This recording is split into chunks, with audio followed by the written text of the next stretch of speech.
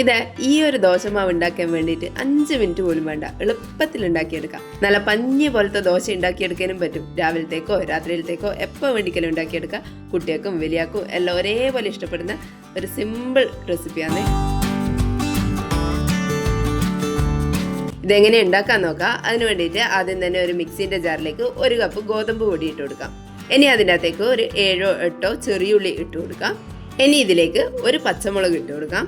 നല്ല എരിവുള്ള പച്ചമുളകാണെങ്കിൽ ഒരു പകുതി ഇട്ട് കൊടുത്താൽ മതിയാവും. ഇനി ഇതിൻ്റെ അകത്തേക്ക് ഒരു കഷ്ണം ഇഞ്ചി ഇട്ട് കൊടുക്കാം. ഇനി ഇതിലേക്ക് 1 ടീസ്പൂൺ ഉപ്പും കൂടി ഇട്ട് കൊടുക്കാം. ഇനി ഇത് അരച്ചെടുക്കാൻ വേണ്ടിയിട്ട് 1 കപ്പ് വെള്ളം ഒഴിച്ചു കൊടുക്കാം. ഗോതമ്പ് പൊടി ഏത് പാത്രത്തിലാണോ അളന്നത് അതേ അളവിൽ തന്നെ വെള്ളം എടുത്താൽ മതിയാവും. ഇനി ഇത് നന്നായിട്ടൊന്ന് അരച്ചെടുക്കാം. ഇതുപോലെ ഒന്ന് അരച്ചെടുത്തിട്ടുണ്ട്. ഇത് കുറച്ച് ടൈറ്റ് ആയിട്ടാണുള്ളത്. കൂടുതൽ വെള്ളം ഒഴിച്ച് കഴിഞ്ഞാൽ നമ്മുടെ ചെറിയുള്ളിയും ഇഞ്ചിയെല്ലാം അരഞ്ഞു കിട്ടാൻ ബുദ്ധിമുട്ടായിരിക്കും. അതുകൊണ്ട് ആദ്യം 1 കപ്പ് വെള്ളം ഒഴിച്ചിട്ട് അരച്ചെടുക്കാം. അതുപോലെ അരച്ചെടുത്തതിന് ശേഷം 1 കോഴിമുട്ട ഒഴിച്ചു കൊടുക്കാം. കൂടെ തന്നെ നമ്മൾ നേരത്തെ വെള്ളം അളന്ന അതേ പാത്രത്തിൽ 1/2 കപ്പ് വെള്ളം കൂടി ഒഴിച്ചു കൊടുക്കാം. ആകെ ഈ മാവ് ചെയ്തെടുക്കാൻ വേണ്ടിയിട്ട് 1 കപ്പ് ഗോതമ്പ് പൊടിക്ക് 1.5 കപ്പ് വെള്ളമാണ് വേണ്ടത്. ആദ്യം 1 കപ്പ് വെള്ളം ഒഴിച്ചു കൊടുത്തിട്ട് ഒന്ന് അരച്ചെടുത്തതിന് ശേഷം ബാക്കി വെള്ളം കൂടി ഒഴിച്ചു കൊടുക്കാം. അരച്ചെടുത്ത മാവിന് ഒരു പാത്രത്തിലേക്ക് ഒഴിച്ചു കൊടുക്കുക. ഇതുപോലെ കുറച്ച് ലൂസായിട്ടാണ് അരച്ചെടുത്തിട്ടുള്ളത്. ഈ ഒരു കൺസിസ്റ്റൻസിയിൽ വേണം അരച്ചെടുക്കാൻ വേണ്ടിയിട്ട്. ഇതിനെ റെസ്റ്റ് ചെയ്യാൻ വേണ്ടിയിട്ട് മാറ്റി വെക്കേണ്ട ആവശ്യമൊന്നുമില്ല. മാവ് ഉണ്ടാക്കിയ അപ്പം തന്നെ നമുക്കിത് ദോശ ചുട്ടെടുക്കാം. ഒരു പാൻ ഒന്ന് നന്നായിട്ട് ചൂടായിട്ട് വരുമ്പോൾ ഒരു തവി മാവ് ഒഴിച്ചു കൊടുക്കാം. ഇനി നമ്മൾ നെയ് റോസ്റ്റെല്ലാം പരത്തിയെടുക്കുന്ന പോലെ തിന്നായിട്ട് പരത്തിയെടുക്കാം. ഇതുപോലെ നന്നായിട്ട് ചുറ്റിച്ചു കൊടുക്കുക. ഈ പാനിന്റെ ചൂട് കറക്റ്റ് ആയിരിക്കണം, എന്നാൽ മാത്രമേ നമുക്ക് ഇതുപോലെ ചുറ്റിച്ചെടുക്കാൻ പറ്റൂ. ആദ്യം ഹൈ ഫ്ലെയിമിൽ ഇട്ടിട്ട് പാൻ ഒന്ന് നന്നായിട്ട് ചൂടായിട്ട് വന്നു കഴിഞ്ഞാൽ ഫ്ലെയിം ഒന്ന് കുറച്ച് കൊടുക്കുക. അതിനുശേഷം മാവ് ഒഴിച്ചിട്ട് നന്നായിട്ട് ചുറ്റിച്ചെടുത്തതിന് ശേഷം ഒരു മീഡിയം ഫ്ലെയിമിലേക്ക് ആക്കി വെക്കുക. ഇത് പെട്ടെന്ന് ഇതിൻ്റെ വെള്ളമെല്ലാം ആറി വരും. നമ്മൾ മാവ് ഒഴിച്ചു കൊടുത്ത് ഒന്ന് ചുറ്റിച്ച് കൊടുത്തിട്ട് ഒരു 30 സെക്കൻഡ് പോലും വേണ്ട, അപ്പോഴേക്കും ഇതിൻ്റെ വെള്ളമെല്ലാം ഒന്ന് ആറി വരും. അതിനുശേഷം അതിൻ്റെ മേലെ കുറച്ച് നെയ്യോ അല്ലെങ്കിൽ വെളിച്ചെണ്ണയോ ഒന്ന് ബ്രഷ് ചെയ്ത് കൊടുക്കാം.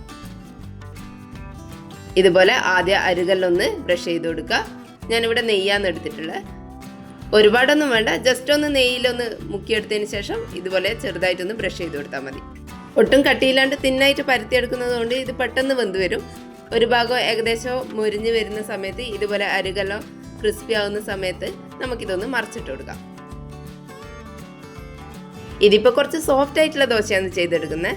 ഇത് വേണമെങ്കിൽ കുറച്ചുകൂടി തിന്നായിട്ട് പരത്തിയെടുക്കാം. നമ്മൾ നെയ് റോസ്റ്റെല്ലാം ചെയ്തെടുക്കുന്ന പോലെ ഒട്ടും കട്ടിയില്ലാണ്ട് നന്നായിട്ട് പരത്തിയെടുത്തതിന് ശേഷം കുറച്ചുകൂടി മൊരിച്ചെടുത്ത് കഴിഞ്ഞാൽ ചൂടോടെ കഴിക്കാനും നല്ല ടേസ്റ്റ് ആയിരിക്കും. 2 ഭാഗവും മൊരിഞ്ഞ് വന്നു കഴിഞ്ഞാൽ നമുക്കിത് പാനിൻ്റെ അകത്ത് നിന്ന് എടുത്ത് മാറ്റാം.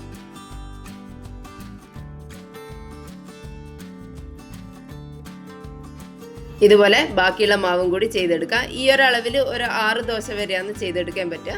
ഇതിൻ്റെ കൂടെ പ്രത്യേക ഒരു കോമ്പിനേഷൻ കറിയൊന്നും ആവശ്യമില്ല. ഇത് ഏതിൻ്റെ കൂടെ വേണമെങ്കിലും കഴിക്കാം. മീൻ കറീൻ്റെ കൂടെയോ ചിക്കൻ കറീൻ്റെ കൂടെയോ അല്ലെങ്കിൽ സാധാരണ തേങ്ങ ചട്നി ആണെങ്കിൽ പോലും ഇതിൻ്റെ കൂടെ നല്ല കോമ്പിനേഷൻ ആയിരിക്കും. കറിയൊന്നും ഇല്ലെങ്കിലും വെറുതെ കഴിക്കാനും നല്ല ടേസ്റ്റാണ്. ചെറിയുള്ളിൻ്റെയും പച്ചമുളകിൻ്റെയും ഒരു ടേസ്റ്റ് വരുന്ന സമയത്ത് കറിയൊന്നും ഇല്ലെങ്കിലും കുഴപ്പമില്ല.